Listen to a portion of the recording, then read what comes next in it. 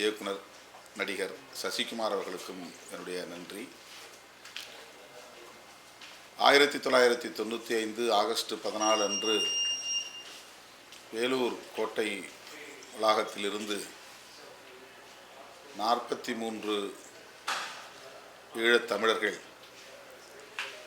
தப்பியதை, உண்மை சம்பவத்தை கருப்பொருளாக கொண்டு ஃப்ரீடம் திரைப்படம் உருவாக்கப்பட்டிருக்கிறது. தொடக்கத்திலிருந்து கடைசி வரையில் இந்த திரைப்படம் மிகவும் விறுவிறுப்பாக செல்கிறது. 1990 95 வரையில் 5 ஆண்டு காலம் விசாரணை கைதிகளாகவே வேலூர் கோட்டைக்குள்ளே திப்பு மகாலில் அடைக்கப்பட்டிருந்த ஈழத்தமிழர்கள் அங்கிருந்து எவ்வாறு தப்பிச் சென்றனர் என்பதை விவரிக்கிற ஒரு திரைப்படம். ஈழத்தமிழர்கள் எந்த அளவுக்கு அரச பயங்கரவாதத்தால் சொந்த மண்ணிலும் அடைக்கலம் தேடி வந்த இந்திய மண்ணிலும் கொடும் துயரங்களை சந்தித்தார்கள் என்பதை எண்ணி பார்க்கவே நெஞ்சு பதறுகிறது. மேனால் பிரதமர் தமிழ்நாட்டில் படுகொலை செய்யப்படுகிறார். அதனையொட்டி மண்டபம் முகாமிலே வைக்கப்பட்டிருந்த அகதிகளில் சிலர் கைது செய்யப்படுகிறார்கள் சந்தேகத்தின் பெயரில். அந்த சம்பவம் நடந்த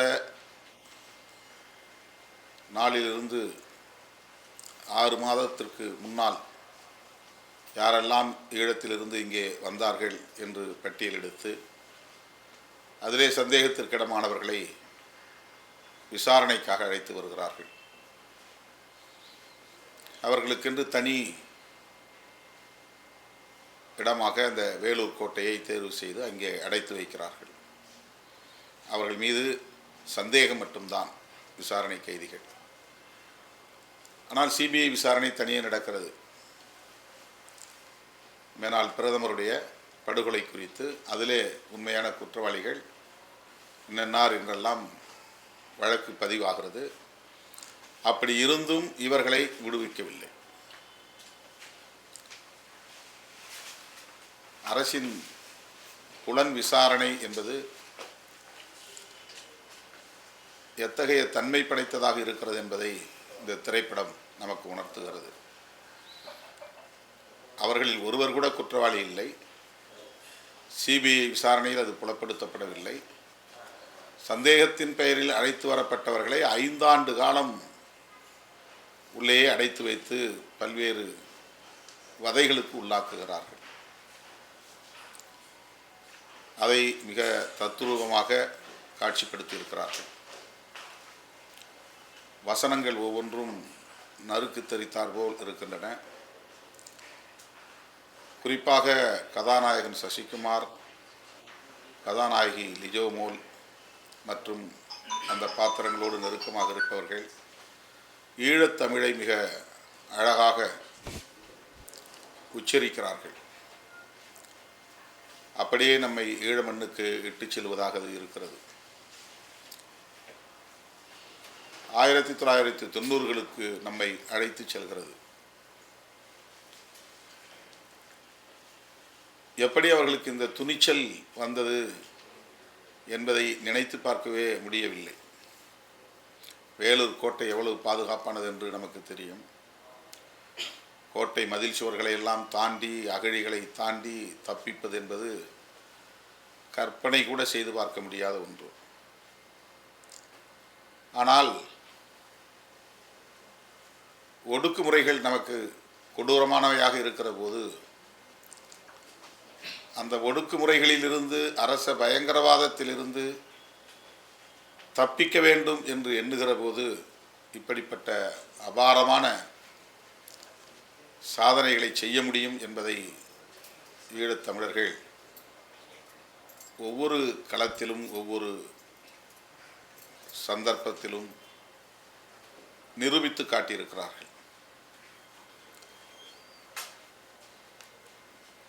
ஏறத்தாழ ஓராண்டு காலம் தாங்கள் தங்கியிருந்த அந்த கோட்டைக்குள்ளே அழிப்பறை வழியாக மெல்ல மெல்ல தோண்டி ஒரு நீண்ட தூரம் சுரங்கப் பாதையை அமைத்து ஒரு முறை இருமுறை தோல்வியடைந்து பிறகு அந்த பாதையை வெற்றிகரமாக அமைத்து அவர்கள் அகழியிலே குதித்து நீந்தி தப்பித்து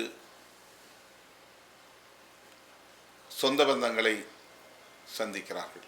அந்த காட்சி கண்கலங்க வைக்கிறது. சசிகுமாரும் அவருடைய மனைவி பிள்ளை இவர்கள் சந்திக்கிற அந்த காட்சி நமக்கு பெரிய ஆறுதலை தருகிறது. ஒடுக்குமுறைகள் எந்த அளவுக்கு நம்மை சாதிக்க தூண்டுகிறது என்பதற்கு இந்த திரைப்படம் ஒரு சான்றாக சாட்சியமாக விளங்குகிறது. 43 பேர் தப்பிக்கிறார்கள். அதிலே 20 பேர் பிடிபடாமல் தப்பித்து இலங்கைக்கும் கனடாவுக்கும் போய்விடுகிறார்கள். 23 பேரை மறுபடியும் காவல்துறை பிடித்துக் கொள்கிறது. இது உண்மை சம்பவம். அது மேலும் நமக்கு துயரத்தை தருகிறது. 43 பேருமே தப்பித்து போயிருந்தால் நமக்கு பெரும் ஆறுதலாக இருந்திருக்கும். கதாநாயகன் சசிகுமார் மாறன் என்கிற பாத்திரத்தில் நடிக்கிறார். இலங்கையிலே, அதாவது ஈழத்திலே தமிழினத்திற்கு எதிரான ஒடுக்குமுறை, பெண்களுக்கு எதிரான பாலியல் வல்லுறவு, அதிலே ஒரு சம்பவத்தில் காவல்துறையினர் மீது அவர் நடத்திய தாக்குதல்,